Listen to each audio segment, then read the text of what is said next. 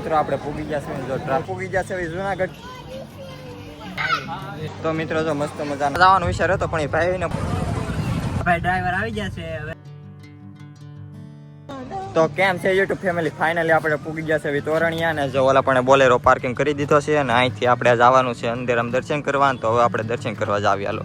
તો મિત્રો તો કેવું મસ્ત બધું હણગારેલું છે, તો એક નંબર બધું હણગારેલું છે અને જો પારવીનાનું છે. હવે આપણે જવાનું છે અહીંથી મંદિર દર્શન કરવા. તો મિત્રો આપણે પૂગી ગયા છે જો ટ્રાફિક જો આમ કેટલું ટ્રાફિક છે. તો અહીંથી મંદિર લગન લાઈન છે, આમ એટલું ટ્રાફિક છે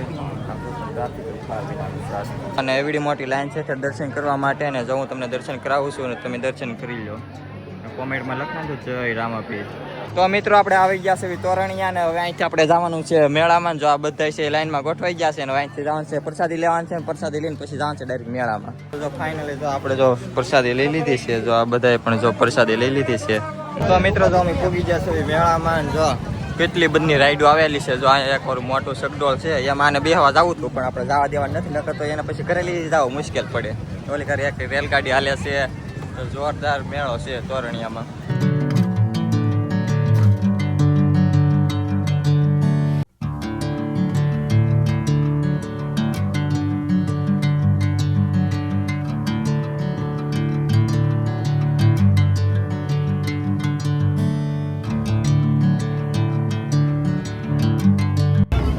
મારે ને અમારા બે ભાઈ બંને તો આમાં જવાનો વિચાર હતો પણ એ ભાઈને પૂછ્યું ને ભાઈએ ના પાડી દીધી કે તમે એમાં નહીં હાલો.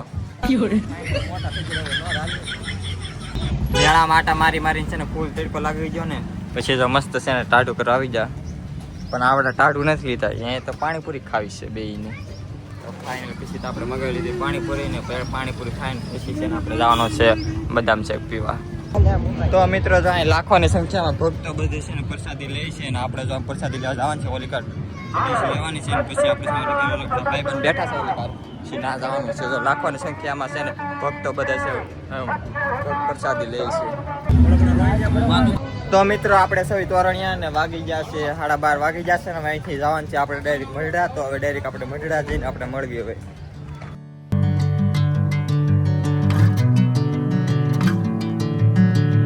તો ફાઇનલી મિત્રો જો મેં 60-70 કિલોમીટર કાપીને પૂગી ગયા છે હવે મઢડા. ને જો હવે અહીંથી તજા બતાવી છે ને હવે આપણે જવાનું છે અંદર દર્શન કરવા.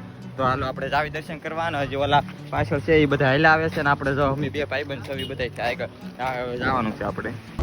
તો મિત્રો જો તમને બતક બતાવું જો અમે પણ દર્શન કરી લીધા છે ને તમે પણ દર્શન કરી લો મસ્ત મજાના. તો આપણે મસ્ત મજાના દર્શન કરી લીધા છે ને જો ઓલા છે એ બધા અમે સા પીવા ગયા છે. સા પીને આવે પછી આપણે ડાયરેક્ટ જવાનું છે અહીંથી આપણે જવાનું છે ડાયરેક્ટ હવે જુનાગઢ. તો પાછા આપણે જુનાગઢ જઈને મળીએ. તો ફાઇનલી મિત્ર જો પૂગી જશે હવે જુનાગઢમાં. જો આપણે બોલેરો ઓલા આપણે પાર્કિંગ કરવા જાય છે અને જો આ બે આયલા હે આ ભાઈ જો હાઉસ બતાવવાનો છે. હા એ બહુ બીવે છે એટલે હાલો. જો ઓલા પણ ઓલો ભાઈબંધ છે ટિકિટ લેવા ગયો છે ને હવે આપણે જવાનું છે આગળ સક્કરબાગમાં. ચાલો અંદરથી તમને હાઉસ બાઉસ બધું બતાવું. તો આપણે આવી જશે અંદર. જો ટિકિટની પણ જો જોરદાર મોટી લાઈન છે. ભાઈ પણ આપણો લાઈનમાં ટિકિટમાં ઊભો છે એની ટિકિટ પછી મળી જાય પછી આપણે જવાનું છે ડાયરેક્ટ અંદર.